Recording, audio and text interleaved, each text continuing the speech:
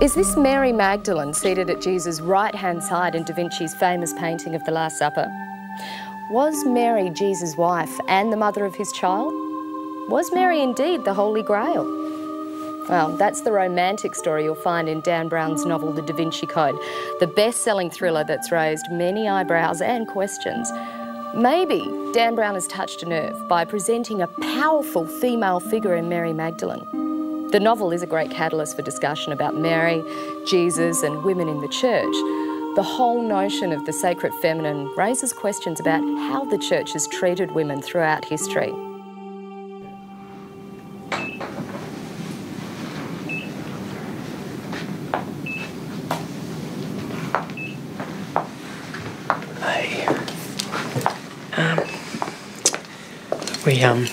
We just got the results back from the lab, and I don't know how much time she has left.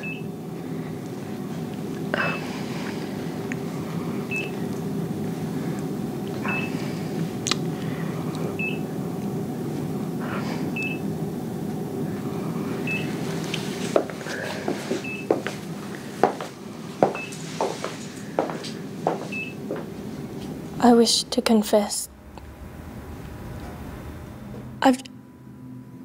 I've done lots of bad things, but I guess the point today, I don't really have anything to confess. I mean, maybe some other day, but what I want to confess today is that I think that you're my father. Yes, I'm Father David. No, I don't mean as in a priest father. I mean, I think you're my actual father. What? I think I'm your daughter.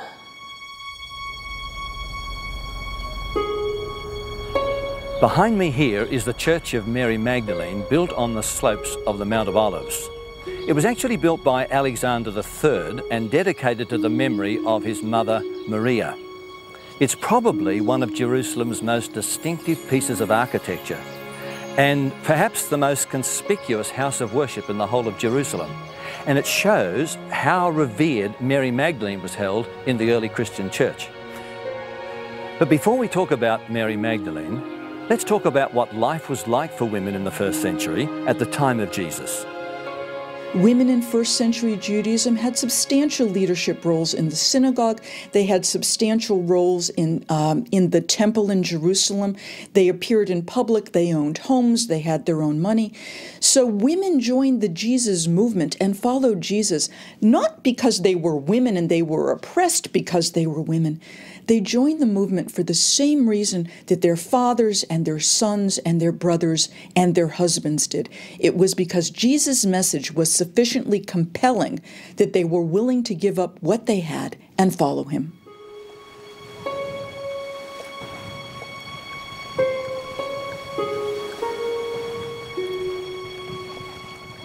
Mary Magdalene got her name from the little village of Magdala that was once situated here on the western side of the Sea of Galilee. The Gospel of Luke says that she was a sinner whose life was completely turned around by Jesus. The Gospels record that she was a sinner. The Gospel of Luke tells us that she was possessed by 7 demons.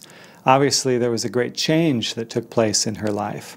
And by the way that she shows her gratitude to Jesus, it's clear that Jesus made a big difference in her life. It's very clear that the spiritual part of her life is important to her, and that once Jesus exorcises the demons out of her life, she's going to be his follower. Mary is one of a small group of women who are among Jesus' closest followers, including the disciples. She appears only once during Jesus' entire public ministry prior to his last hours. She appears, this one time she appears is in Luke chapter 8, where she's named with two other women, Joanna and Susanna. These three women accompany Jesus and his disciples on some of their travels and provide them with the financial means that they need to survive. And so she's not isolated off as somebody particularly special to Jesus.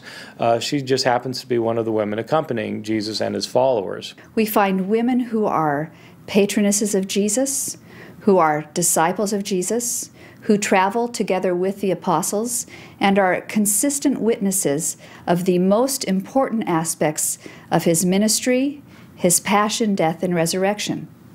Women form part of the key community in Jerusalem after the Ascension, throughout Pentecost, and continue to play important roles because they're arrested in Acts chapter 8 as part of the leadership of the church.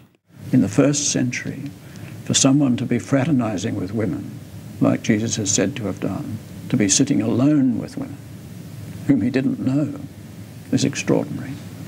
And it shows that his approach to women, his judgment of women and men, was in that respect not differentiated at all. The strongest evidence of Mary's close relationship with Jesus is the fact that all the texts picture Mary as being the first witness to the resurrection. I'm here at the Church of the Holy Sepulchre, where many believe that Jesus was crucified. Not only was Mary the first witness to the resurrection, but she stayed there the longest of all the disciples.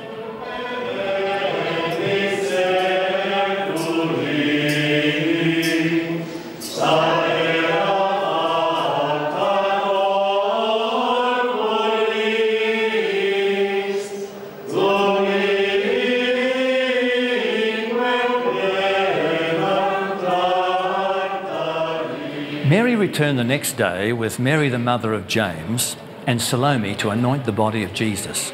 When they arrived, the tomb was empty. The body was gone. Then very early Sunday morning, Mary was the first witness to the resurrection. Jesus appears to her at the tomb in the garden, and he says, "Go and tell my brethren that I have risen." The text then says that Mary Magdalene goes and she says to them, "I have seen the Lord, and these are the things he told me." That scene very early gave rise to the tradition that Mary was indeed an apostle. She was commissioned by the risen Jesus to go and tell the word, and that's the qualification for an apostle. If she's the first to proclaim Jesus was raised from the dead, you could make the argument she's the one who started Christianity. If Christianity is the belief in Jesus' death and resurrection, and she's the first one to proclaim it, well, she would have started the entire religion, which means she'd be hugely important.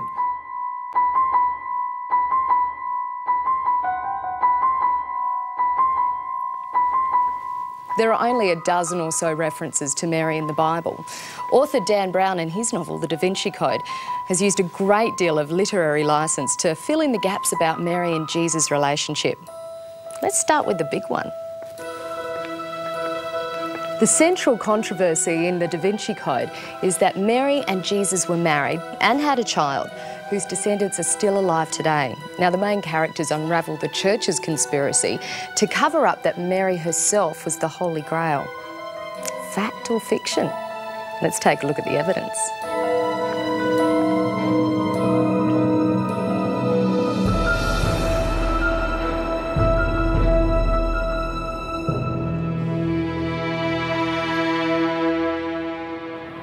Dan Brown claims that the source for the idea that Jesus and Mary were married comes from the Gnostic Gospels. The Gnostic Gospels are that set of 52 philosophical and religious texts that were discovered in Nag Hammadi in 1945. The texts are controversial, and many scholars have rejected them outright. Writers such as Dan Brown and others before him have drawn on these texts to embellish a physical relationship between Jesus and Mary. In the Gospel of Philip, there is a passage that says that Jesus loved Mary. It just says Mary. We think this is Mary Magdalene. That Jesus loved Mary a great deal and kissed her on the... and the word is missing in the manuscript. There is a tear in the manuscript of the Gospel of Philip, and the word for where he kissed her is missing. Now, the standard guess is that it's on the lips, but it could have been on the elbow. The word is not there. So it is possible, but it is not provable, that Jesus is thought by the Gospel of Philip, 3rd century document that may have had no historical evidence to base it on, that Jesus used to kiss her and that the other disciples were envious of her closeness. In the Da Vinci Code, we're told by Sir Lee Teabing that the Aramaic term actually means spouse. Pity the Gospel of Philip isn't written in Aramaic. Most Gnostics were profoundly ascetic. So as far as the Da Vinci Code goes, I mean, it is really mixing apples and oranges to say, oh, those early Gnostics, they really had an insight into Jesus. And by the way, Jesus was married. No. Early Gnostic Christians would be breaking out in a rash over the idea of Jesus being married and having sex. Oh, no, we can't go there. And having children, absolutely not. No, that would not be a Gnostic theology. The Bible makes no claim as to whether Jesus was married or otherwise. But what about the claim that it was customary for most Jews at Jesus' age to be married, especially if they were rabbis? There are many who would make the claim that all Jewish men had to have been married. Jesus, as a Jew, therefore must have been a husband to someone. But that's a very bad view of history.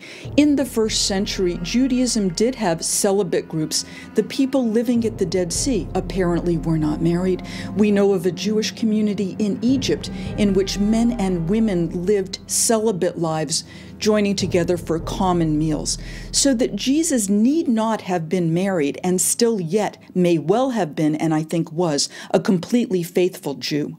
The overwhelming evidence is that Jesus did not marry. Not because he thought anything was wrong with marriage, not because he was afraid of sex or anything like that, but because marriage in that world is not a romantic union between a man and a woman. Marriage is a legal and social arrangement between two families. And it means setting up a household. It means getting involved in worldly things, which for most people was good. But Jesus, with his prophetic vocation, saw that he just didn't have time for that. He didn't have the energy for it. And I think that that's the correct portrayal of Jesus, and we get that in the Gospels. If he had had one, I suppose someone in the Newer Testament would have written something about that. He would have made declaration about it. He would have made sure that people took care of his wife. At the end, remember, he asked John to take care of his mother, and he asked his mother to take care of John. There was something about a family, filial relationship there. I think if he were married, he would have said, somebody look after the missus. I think you're my actual father. What? I think I'm your daughter. Who are you? Why are you making these accusations? I'm not. I'm sorry, this is a mistake.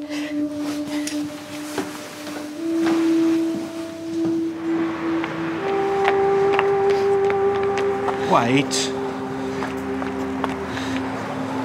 Look, if you're going to come into my church and make these accusations, at least tell me who you are.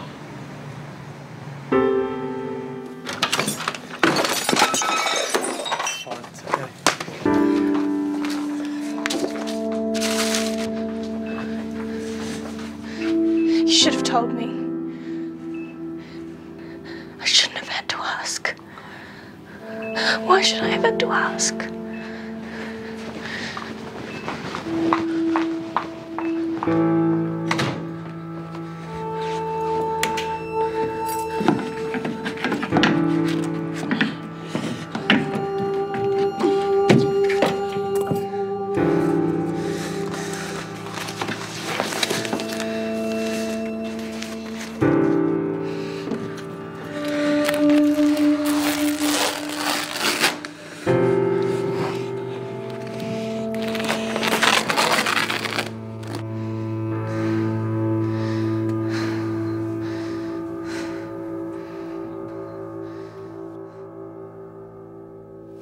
In Dan Brown's storyline, Mary and Jesus had a child, Sarah, whose descendants are still living today and linked to French royal bloodlines. Could there be any truth in this? I see where the legend could have come from, that Jesus married Mary Magdalene and they had a daughter named Sarah. Because there is a legend that Mary Magdalene and Martha and Lazarus got on a boat and sailed to Marseille in France. They had a servant girl named Sarah. And so I can see from that how, with a little imagination, you then come to the idea that Sarah is not a servant, but she's actually Mary Magdalene's daughter. I think it finds its appeal because people like conspiracy stories and they like hidden secrets and royalty, but there is no basis in fact to support the suggestion that they were husband and wife and that Jesus left any descendants. It's theoretically possible that Jesus and Mary were married. Nothing says it wasn't true. On the other hand, absolutely nothing of any historical value says it was true. It is possible that they had children. If so, the bloodline might still exist. But a bloodline that we know about? No. All the evidence that is used to claim that there's a bloodline is based on late legends that have no historical credibility at all. What about the claim that the figure seated here at Jesus' right is actually Mary Magdalene and not John?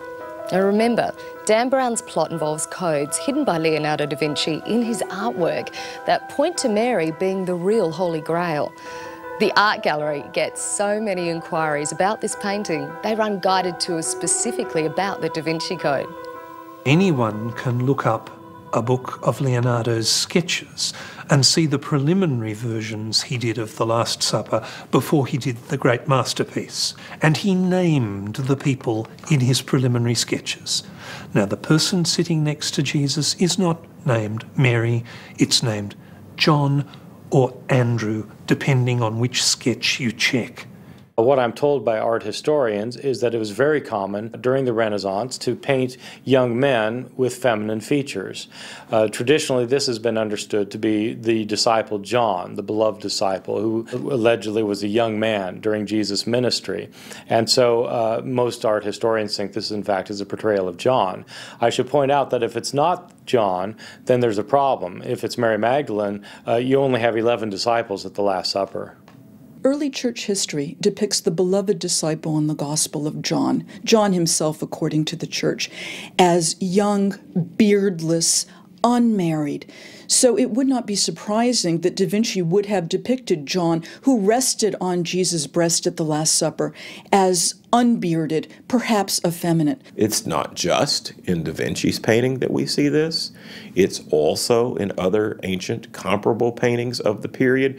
Sometimes this figure is closer to Jesus and leaning and reclining on him. Sometimes it's a little further away, but it's clearly the same figure, the red-headed disciple, not a woman at all. So it's a mystery to me why somebody would single out the Da Vinci painting as in some way radically different from these other portrayals of the beloved disciple in a very similar light, and say, well, in this painting, oh, it must be a woman, but in these, well, not so much.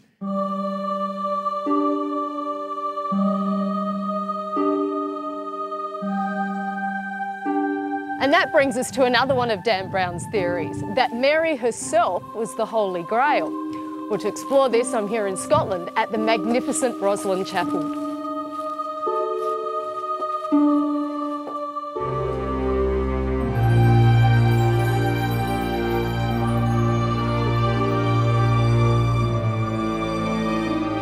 This ornate chapel, steeped in symbolism, has long been the source of legends about the Holy Grail. In Dan Brown's story, secret clues located here in Rosslyn Chapel point to the fact that Mary's remains were once held here, along with her lost Gospels. The idea that Mary Magdalene is the Holy Grail is also without any merit. I think that the Holy Grail, of course, really refers to the cup. I think the traditional understanding of the sharing of a single cup among Jesus' followers really finds far greater support, for example, in the practices of shared communion meals or community meals among Jewish groups in the first century. We need to look at the parallels from Jewish life to understand the significance of a single cup shared among a group of 10 or more disciples, parallels that we find, for example, in the Dead Sea Scrolls in the practice of the community at Qumran. In the Da Vinci Code, sexual rites that celebrate the sacred feminine were described as being part of the Christian lifestyle in Jesus' time. The sacred feminine is the admiration of female power and beauty, just like ancient fertility rites. Certainly many ancient religions had goddesses, had aspects of fertility in their cults, which we really don't know much about. Sometimes we have the language and we're really not sure what those fertility cults did, though certainly some cults had sacred prostitutes, both male and female. But again, in those fertility cults, it was the sacredness of sex that was being celebrated. Sexuality is a site of incredible beauty and power, but just because it's that, it can also be a site of incredible abuse and incredible violence. And unfortunately, what often happens in situations where sex is simply seen as a means of gratifying the self rather than respect and engagement with another in a love relationship, it can be extremely abusive. And so the church, rather than seeing in wild pagan sort of ceremonies these forms of abuse that were taking place, they rather focused on physical arousal and thought that itself is bad. Physical arousal is not bad, that's how God made us. But the important thing to understand is in the 2nd, 3rd and 4th century, there was a steady decline in the way early Christians evaluated sexuality until you get to the 4th century and the 5th century, where it's pretty well taken for granted that celibacy is better. And if you want to truly live a spiritual life, celibacy's on. It's a mixture, and it's puzzling because in some cases, many people found that immensely liberating. Particularly women found it immensely liberating. Sexual celibacy, not what the divine feminine people would have led you to expect, because being celibate freed women from an endless round of childbearing, breastfeeding and raising babies. If a young woman was capable, competent and ambitious, if she was a wife and mother, she had nothing. If she was an abbess, she might end up running a monastery with hundreds of people, and that's real management skills needed there. Personally, as a woman, when I read the Da Vinci Code, I was disappointed that the answer ended up being a fertility cult of the woman goddess. That, again, classifies woman based on her biology and not on the fact that intellectually and spiritually she is co-created with man in God's image. So it's a disappointment to me to think that the great answer is some type of hidden, spring rite fertility cult taking place, because I'd rather be accepted because of my uniqueness as a woman, but also because I share intellectually and spiritually and psychologically gifts that are part of the unique identity that God has given me. I find this an unfortunate connection because, in effect, Mary Magdalene gets reduced to being Mrs. Jesus. I'd much rather look to the history of women in the Gospels and reclaim the actuality of their lives rather than have to invent something. To say that Christians are anti-sex or Christians have a negative view of sexuality is perhaps historically accurate, but is essentially theologically misinformed. It's simply not true that the Bible has a negative view of sex.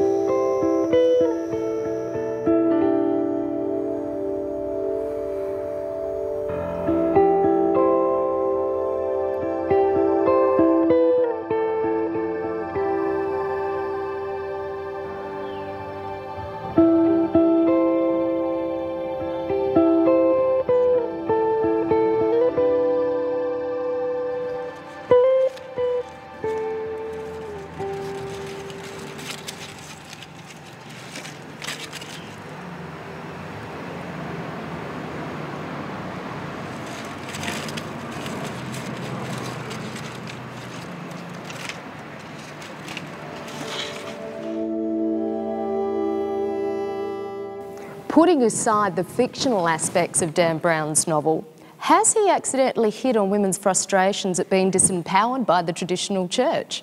Perhaps the real appeal of the Da Vinci Code for women is that it's challenging the church and its patriarchy. So, does the traditional church have a case to answer about its treatment of women? I think that the Da Vinci Code is a misinterpretation of the significant role that women played in the earliest generations of the church. But I do think that as church history progressed, there was a gradual suppression of women's roles in church as well, and that's one of the reasons that it appeals to people today. I think that there have been some difficult moments in church history in that the wonderful relationship that Jesus had with women and that even Paul had with women gradually was lost over the years. I think that there's an opportunity in our era to welcome once again the contributions of women to ministry, and we see that in ministry we need both male and female because both are created in the image of God to really touch lives, to be able to bring healing and understanding, to teach, to minister. This is something that God has invested in both man and woman. Many men and women today believe that historically women have been given a raw deal by the church. As society's changed, has the church kept up with women's changing roles today? If not, what does it tell us about the future of the church? Traditional scholarship in the New Testament has sort of neglected in a very deep way how important the role of women was in Jesus' ministry and also in the ministry of Paul. And so, by highlighting that issue, the Da Vinci Code immediately attracts more than 50% of the readers of the English language world, who are women. And I've studied this a great deal, this whole question of the treatment of women in the early church. I don't find a conspiracy. I don't find a definite pattern. I find in and out, up and down. It's individual decisions, it's particular attitudes. There are times and places in which the role of women is well respected. There are others when it is not, and there is some blatant misogynism. There's no question about that. I don't find it to be greater than what was present in the society at large. So I don't find that Christianity either particularly liberated women nor particularly oppressed women. But that doesn't mean that there wasn't plenty of oppression going on and some liberation.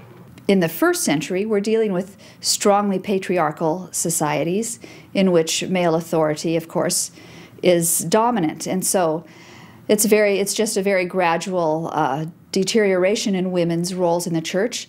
I can certainly understand why women would feel as if the church has suppressed them. But on the other hand, the New Testament itself, the Old Testament, the history of the church also records women's proactive contributions to the church. So I think that if the Da Vinci Code helps to act as a catalyst for discussion about the roles and contribution of women in the church today, it will have brought about a very important dialogue.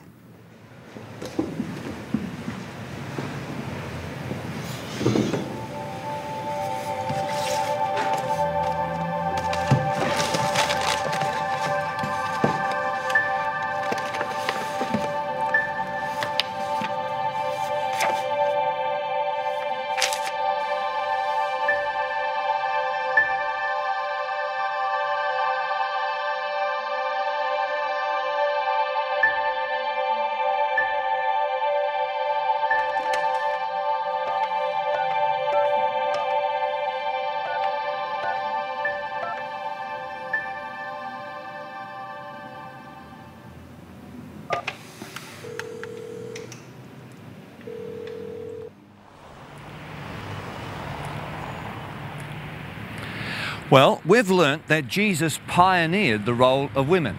In fact, they played a significant part in the ministry of Jesus and continue to do so even after the resurrection. In the beginning, God made man and woman in his own image as equals.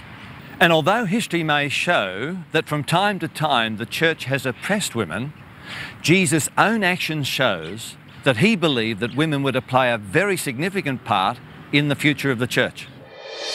We have to be careful not to take Dan Brown's fictional notions too seriously.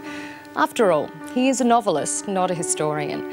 But we can certainly ask why his novel has hit such a chord, especially with women. And clearly, female readers are fascinated by the idea that Mary was more powerful and more important than previously thought, and that the church had suppressed Mary's true role. Despite the confusion that may have been caused, the success of the Da Vinci Code presents an exciting opportunity to learn more about both Mary Magdalene and the role of women in the church.